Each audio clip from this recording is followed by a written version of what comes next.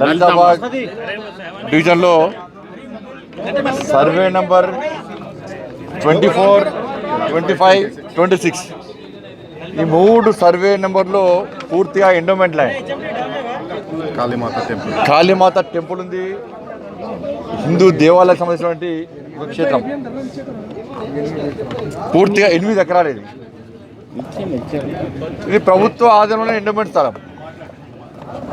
ఇవాళ భారతీయ జనతా పార్టీ ఇక్కడ కొట్లాడేది ప్రభుత్వ స్థలాన్ని కాపాడండి, ఎండోమెంట్ స్థలాన్ని కాపాడని చెప్పి భారతీయ జనతా పార్టీ గతం నుంచి కూడా ప్రయత్నం చేస్తూ ఉన్నది.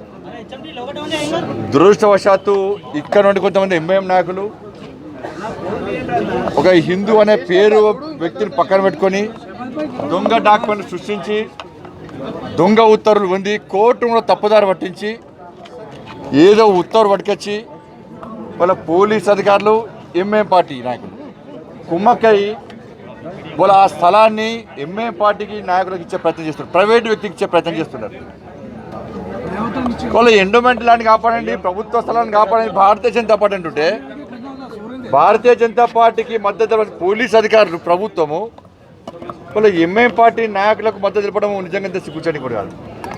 బాధ్యత పోలీస్ అధికారి డీసీపీ గారు, ఇక్కడున్న డీసీపీ గారు స్వయంగా ఉండి ఫెన్సింగ్ పెట్టిస్తున్నాడు. కనీసం ఆ డీసీపీ గారు మర్యాద లేదు. కింది స్థాయి సిబ్బంది, కింది స్థాయి అధికారులు ఎంత నిజాయితీగా ఉన్నారు, ఎంత రెస్పెక్ట్ ఇస్తున్నారు, ఎంత క్రమశిక్షణతో ఉన్నారు. దాన్ని భిన్నంగా ఇవాళ డీసీపీ గారు ఉన్నారు. ఆయన ఏం మాడుతున్నారు ఆయనకు అర్థమవుతలేదు.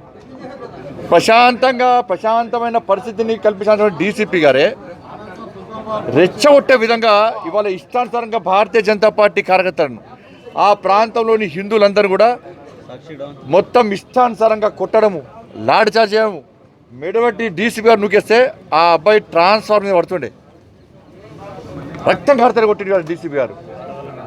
ఆడోళ్ళ మీద చేసుకున్నాడు, మహిళల మీద చూడకుండా చేసుకున్నాడు. మొత్తం ఇష్టానుసారంగా మొత్తం ఫెన్సింగ్లన్నీ వాళ్ళే కట్టేయడము. అరే ప్రభుత్వ స్థలం కాపాడడం ఏమంటే దానికి మధ్య పోలీస్ అధికారి దానికి భిన్నంగా ఎంఐఎం పార్టీ నాయకులు ఇచ్చే పైసలకు కక్కుర్తిపడి వాళ్ళకు మద్దతు అంటే వాళ్ళకి సపోర్ట్ ఇస్తేనే పోస్టింగ్లు వస్తాయా, ప్రమోషన్లు వస్తాయా? ఇది వాళ్ళ దురాలోచన డీసీపీ గారిది. ఆయన ఆధ్వర్యంలో పూర్తిగా ప్రభుత్వ స్థలాన్ని కబ్జా చేసే ప్రయత్నం చేస్తున్నారు డీసీపీ గారి ఆధ్వర్యంలో.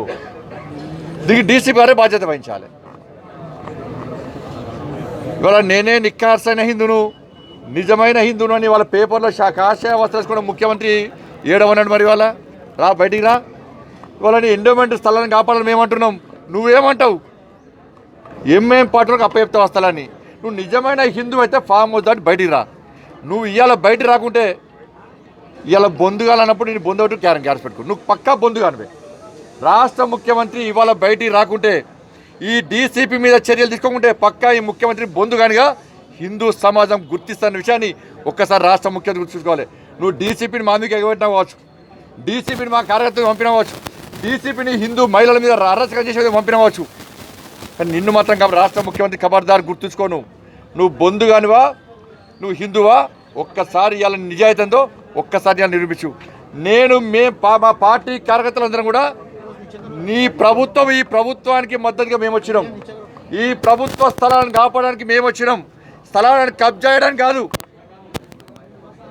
ఇవాళ కబ్జాదారులకు నీ డీసీపీ, నువ్వు పెంచి పోషిస్తున్న డీజీపీ, నీకు కొమ్ము కాస్తున్న డీజీపీ ఇవాళ హిందూ మహిళల పట్ల అసభ్యంగా వివరించిండు, అరాచకంగా వివరించిండు.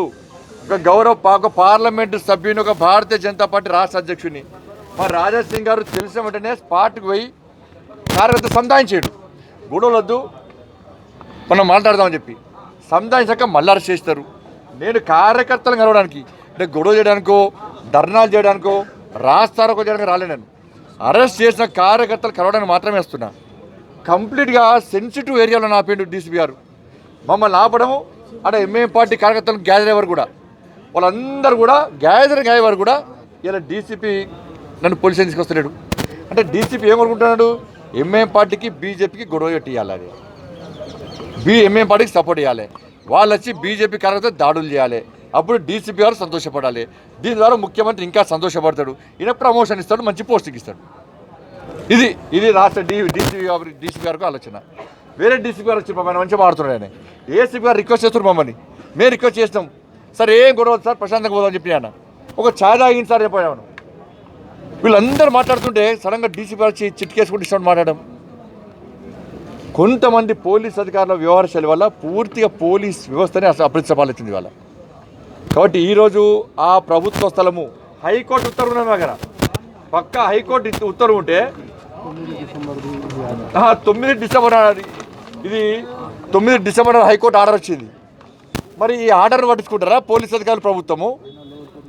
కింద లోయర్ కోర్టు తప్పుదారు పట్టించి పోయిన నెల ఆర్డర్ పట్టించుకుంటారా? వాళ్ళ కోర్టు ఆర్డర్ను కూడా పోలీస్ అధికారులు డీసీపీ గారు తుంగలో దొక్కి కబ్జాదారులకు కొమ్ము కాస్తుందంటే ఇంతకంటే సిగ్గుచేటు, ఇంతకంటే నీచమైన పని ఇంకోటి కాదు. కాబట్టి వెంటనే ఆ స్థలాన్ని ఎండోమెంట్ శాఖకు అప్పగించాల్సిందే. ఇవాళ కబ్జాదారులకు భూ కబ్జాదారులకు కొమ్ము కాస్తున్న డీసీపీ, మహిళల పట్ల అసభ్యంగా అరాచకంగా వరుస డీసీపీ, ఒక పార్లమెంటు సభ్యుడని తెలిసి నేను కేవలం కార్యకర్తలు గడవడానికి పోలీసు ఏసీపీ గారి సమక్షంలో మేము వస్తుంటే కావాలనే వాళ్ళు అడ్డుకొని ఇష్టానుసారంగా మాట్లాడినటువంటి డీసీపీ, కార్యకర్తలు మెడలో నూకి ట్రాన్స్ఫారం కూడా గుద్దే ప్రయత్నించిన డీసీపీ, మత విద్వేషాలు రగిలించే ప్రయత్నించిన డీసీపీ మీద నిజమైన హిందువు, నిక్కార్సైన హిందూ, బట్టలు జింపుకునే హిందూ అని చెప్పుకున్నటువంటి రాష్ట్ర ముఖ్యమంత్రి స్పందించాలి.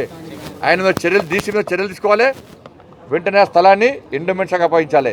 నువ్వు ఎండోమెంట్ శాఖకు అప్పగించుకుంటే ఆ స్థలాన్ని భారతీయ జనతా పార్టీ ఆధ్వర్యంలో మేము కబ్జా చేసుకొని నీ ఎండోమెంట్ శాఖ అప్పగిస్తాం. అది మాకు అవకాశం ఇవ్వాలని మేము కోరతలే. మేము ఆ అవకాశం మాకు ఇవ్వగానే ముఖ్యమంత్రిని కోరుతాను. నేను బయట రాలే, ముఖ్యమంత్రి ఇప్పటికైనా బయట రాలే. నీ హిందుత్వం ఏందో ఇప్పుడు నిరూపించుకో, డీసీపీని వెంటనే సస్పెండ్ చేయి. లేకుంటే నువ్వు బొందుగానివా చిరస్థాయిలో తెలంగాణ రాష్ట్రంలో నిలిచిపోతావు.